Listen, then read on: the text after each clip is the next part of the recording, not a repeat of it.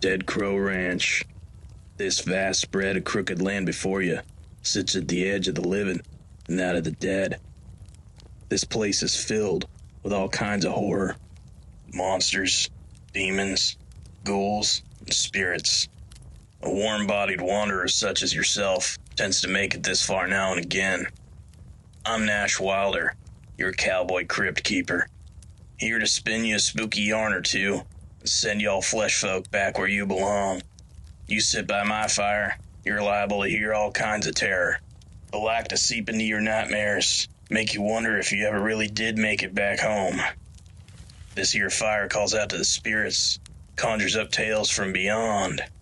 Some are gory, some are thrilling, some are dirty, and some are mean. Take care listening, folks. These stories can be explicit. Don't get too frightened now. We haven't even gotten to the good part. Come sit by the fire, listen to the crackle of tonight's tale. You're listening to Dead Crow Ranch Podcast.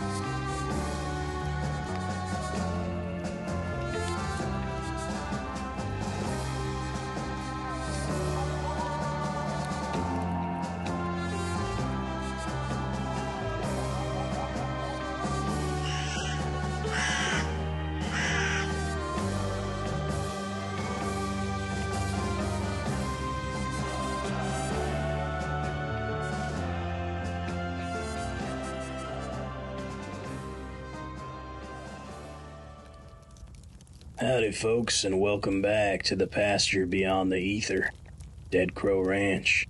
Happy Halloween to all you guys and ghouls out there listening. Hope you're ready for some wicked western whispers pulled straight from the fire of some other camp from the past. You see, ghost stories can be found all over and throughout history, and the Old West produced many a frightening tale from the lawlessness, violence, and greed of the time. And I found a couple of these legends to share with you tonight. Hope you're ready to get spooky on this All Hallows Eve. This first yarn is called El Muerto Rides Again. Texas in the 1800s was a lawless place indeed. Gunslingers, thieves, and outlaws ruled the territories there, and the land between the Nueces and Rio Grande rivers made the rest of the land seem tame. This area, known as No Man's Land, was a disputed territory between the U.S. and Mexico.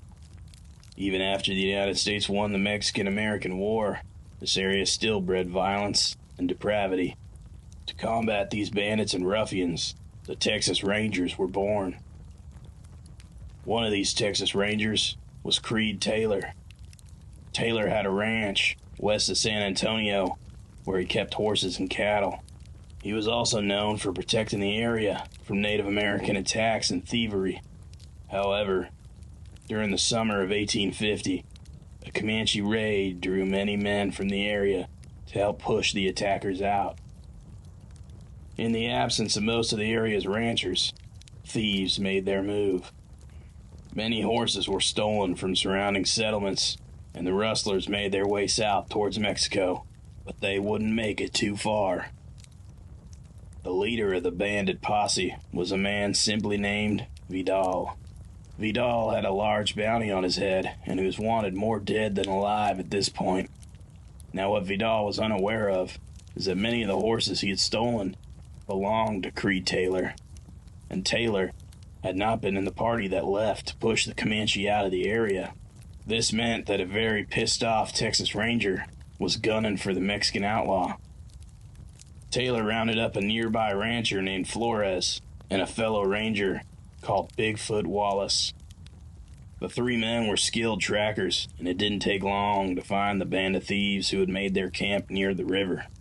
Taylor's posse waited until nightfall, until the bandits were asleep, to make their move. Figuring catching the criminals off guard was their best course of action. When the lawmen knew the camp was fast asleep, they pounced upon them, killing them all. Rustlers and outlaws had long had their way in the region, and the Texas Rangers were looking for a way to make an example out of these folk to deter future attempts. Bigfoot Wallace came up with an idea to make sure all who knew the fate of Vidal would never attempt to follow in his footsteps. The Texas Ranger beheaded the wrestler and sat him atop of one of the Mustangs the posse had stole. Lashing the corpse's hands to the pommel of the saddle gave the dead man the appearance of a headless rider. To add some chilling flair, Bigfoot tied Vidal's head to the saddle and fixed the sombrero he had worn to his dead noggin. After admiring this dismal display, Wallace slapped the butt of the horse and sent the legend off into the brush of South Texas. Over time, many folks had seen the Headless Horseman of the West, mistaking him for a spirit. Some, not knowing what they were seeing, took fire upon the sight, trying to kill the evil creature before them. And the legend grew deeper still. They named this spirit El Muerto, the dead. The tale of El Muerto spread throughout South Texas and the surrounding brush country, and many folk avoided the area. Eventually, a posse of ranchers was able to capture the Mustang with its grim cargo. Vidal had become a dried-up bullet and arrow-ridden corpse. The body was taken down, given a proper burial in an unmarked grave, and the horse was set free. But sightings of El Muerto did not cease. His legend still rings out in the Texas Badlands to this day. And one of these stories will chill you more than the cold desert wind. But before we hear about that story, it's time we hear from one of our sponsors.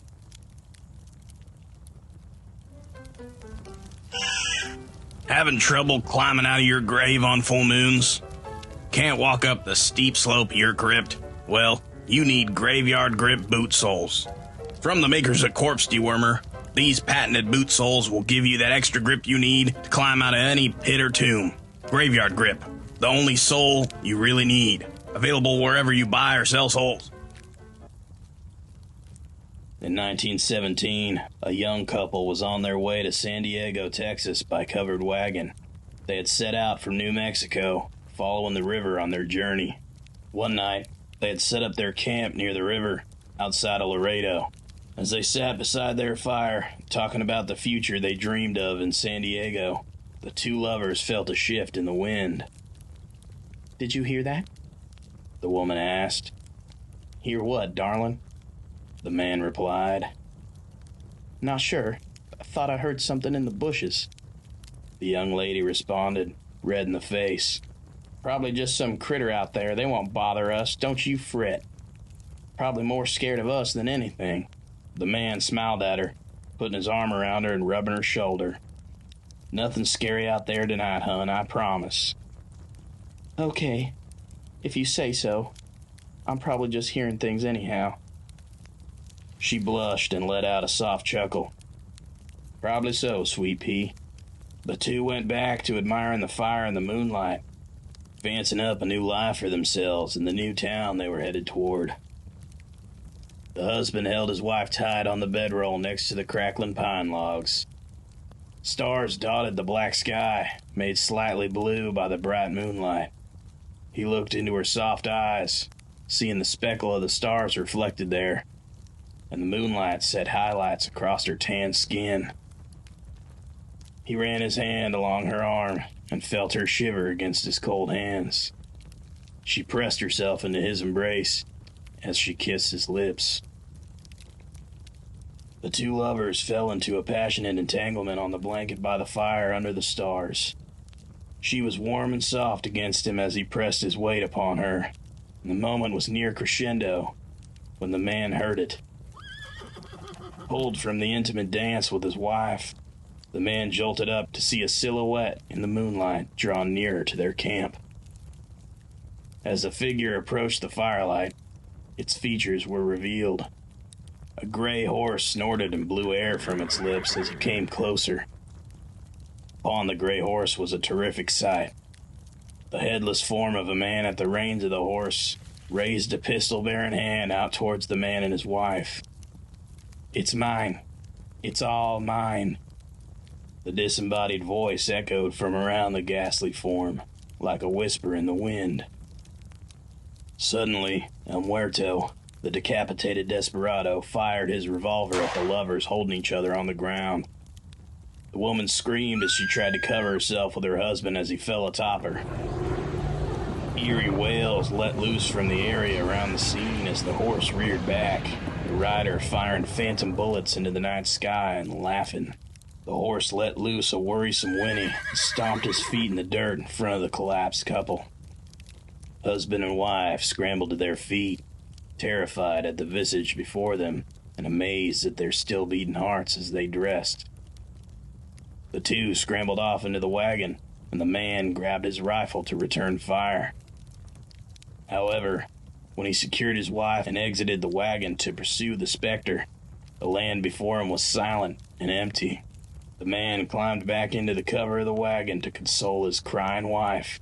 She sobbed uncontrollably on the floor of the carriage as he took her in his arms. Speaking softly to calm her, he assured her the thing was gone and they were safe. But they were not safe, and they were far from alone. The horrific neigh of the horse returned, just outside the canvas barrier, their only protection. Evil, echoing laughter haunted the couple as they crouched. Gunfire rang out in the night, and the man shielded his wife yet again. However, the two yet again remained unscathed. The laughing continued as the shadow of the headless rider projected onto the wagon cover by the moonlight. The man had had enough of this phantom. He leapt from the wagon and brought up his rifle, shooting straight into where the devil's heart should be. El Muerto remained upright and unmoved by the heroism as he drew his own gun down upon the mortal man. Knowing he would now die, the man closed his eyes and mumbled a quiet prayer, asking for protection over his wife and their unborn child. But when the shot rang out, the man felt nothing. He opened his eyes and found himself standing alone in the moonlight amongst the manzanita and sage. His wife bawled and called out from the wagon as he set about dousing the fire, grabbing what he could of their things and returning to the wagon. With that, the man took the reins and ushered the horses onward off into the moonlight, far away from the horror of the South Texas brushland. Some say you could still see El Muerto on moonlit nights in the desert near the river. He has been seen all over South Texas, though, striking fear into the hearts of weary travelers and campers. Many folks say he's just looking for someone to reattach his head. Others say he's out for revenge against the Texas Rangers that done all that awful stuff to him. Regardless of the motives, he is a horrific sight to behold, so you better watch out that he don't catch you with your head down. Yeah, folks, El Muerto is a scary specter to be sure. Seen him here around Dead Crow Ranch myself, and I wouldn't want to catch him in the dark desert, that's for sure. Hope you enjoyed this headless horseman tale from the Old West as much as I did. Scary stuff, ain't it? I don't reckon you could come across a headless figure in any situation that don't just scare you to your core. Well, besides my Uncle Wes. He's headless but harmless, as we like to say. But before we say our goodbyes and part ways, I've got another cowboy ghost story from the past to tell you. Hope you're not a dog person, though. In the late 1850s in Nevada, gold was discovered in the desert around a canyon known as Eldorado. During this gold rush era, many unsavory characters flocked to the desert in search of riches.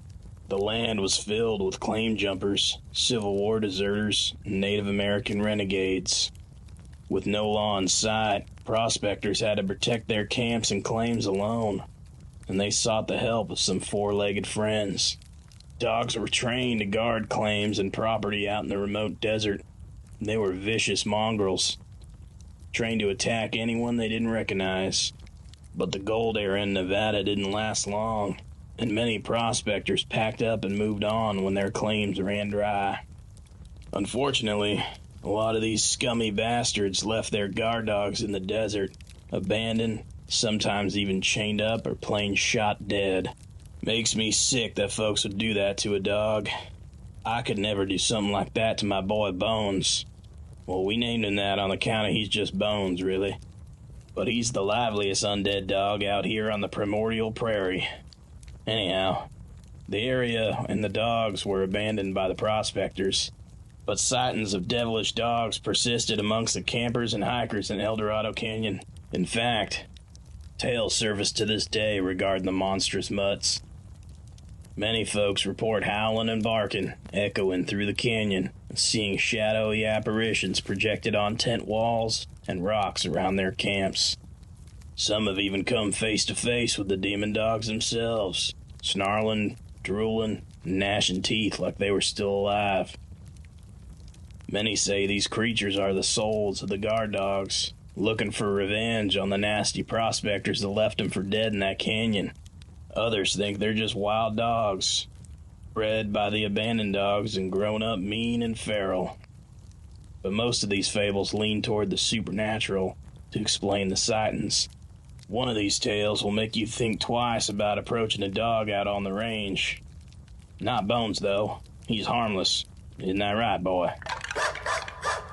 It's time for the tale of Eldorado's demon dogs.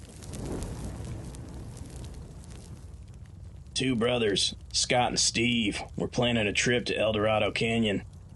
The two men were avid hikers and outdoorsmen, and were looking forward to a challenging hike through gorgeous country. Their plan was to hike the canyon where it drains into the Colorado River, where the two men would make their camp before rafting the river south to Fort Mojave. The brothers planned to also see the ghost town of Nelson before parking along the road near the canyon and setting out on foot. When the day came to set out, though, they were met with a slight hiccup. Scott had planned to drive, but decided to get an oil change and a safety inspection before the trip. And the technician at the shop told Scott that his brakes and rotors were beyond needing replacement, and he should not be driving the truck in its condition. The men had no choice but to wait, since their gear wouldn't fit in Steve's sedan. And it was definitely not much safer. Hope was not all lost, though, and within a couple of hours, the brothers were back on the road. Before long, they arrived at Nelson and investigated the ghost town there.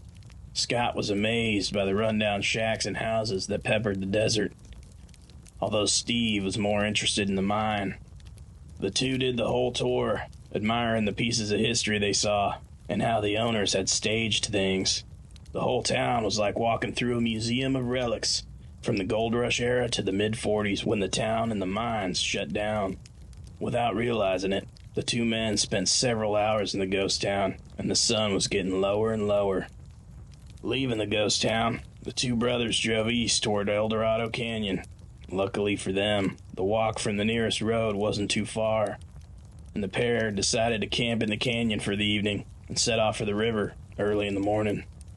The hike was none too strenuous, and after making it a fair way into the canyon, the sun had set far enough to require flashlights. So, the men retrieved their gear and set up camp.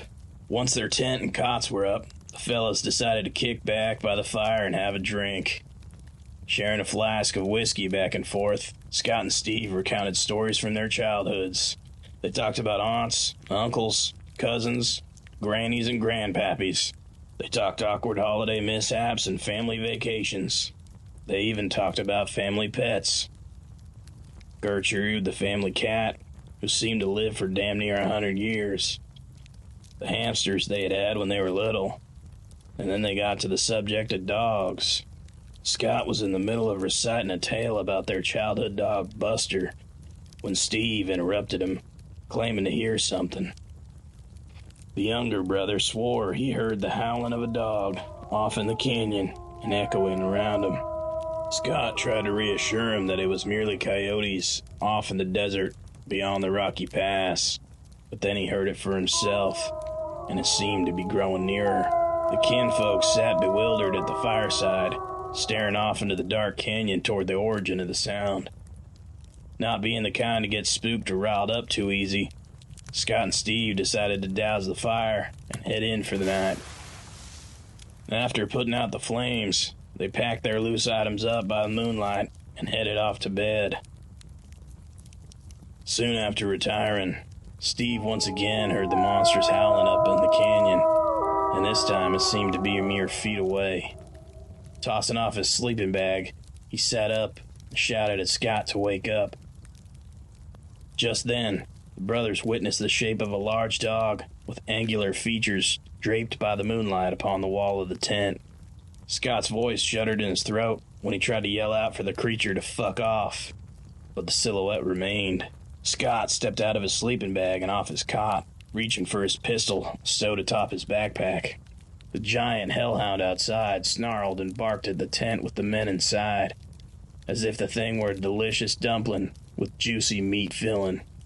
Scott voiced his lack of patience at the situation. He raised his pistol up and aimed for the shadowy canine figure. Firing just once, the sound and the bullet tore through the wall of the tent, and the apparition beyond vanished. A tense moment of silence fell over the secluded tent while the ears of the men rang. Soon, Steve asked if they should check to see if the thing was dead. Scott agreed. After poking his head out and seeing no sign of any demon dogs, the men left the tent to investigate further. Once outside, a dreadful feeling overcame the duo, and the source was soon obvious. Standing a short distance away was a huge, mangy mutt. The thing was all black and seemed to be made of smoke, as his form shifted and blurred as it walked towards Scott and Steve. Piercing red eyes glowed bright in the moonlight, and a chain around its neck jangled as it inched closer and closer. The men set to shouting, and Scott fired several rounds into the beast as it approached. But the gunfire did not deter the monster as it lumbered forward. Behind the paranormal pooch, the brothers saw more of the creatures coming out of caves and behind rocks. Howling and barking echoed throughout the canyon as the two turned and ran for their lives back to their truck. Scott and Steve could feel the demon dogs at their heels the whole trail back to the safety of the pickup. The two men never thought they'd make it out alive, but soon they were back in the truck and on their way. They never even bothered to return for their things, and the men vowed they'd never go back to that canyon ever again. Scott and Steve weren't the last to see the demon dogs around Eldorado Canyon. Sightings persist to this day. So, if you ever find yourself out in the South Nevada desert at night, make sure you have some sausages on hand. Or, if you make it out to Dead Crow Ranch for that matter, I'm sure Bones would appreciate a sausage or two. Anyhow, folks, that's it for this special episode. It's time we said goodbye. Halloween out here on the ranch can get a bit deadly. Not a place for flesh folk like yourselves. Best run off, do some trick-or-treating or the like. Until next time, I'll keep the terror-filled tales ready for you. Watch out on your way home. Wouldn't want to come across some demon dogs, or El Muerto, or my Uncle Wes for that matter. Adios, amigos, and happy Halloween.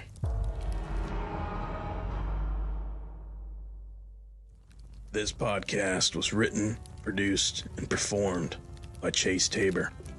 If you like this podcast, subscribe to Dead Crow Ranch wherever you listen to your favorite podcasts.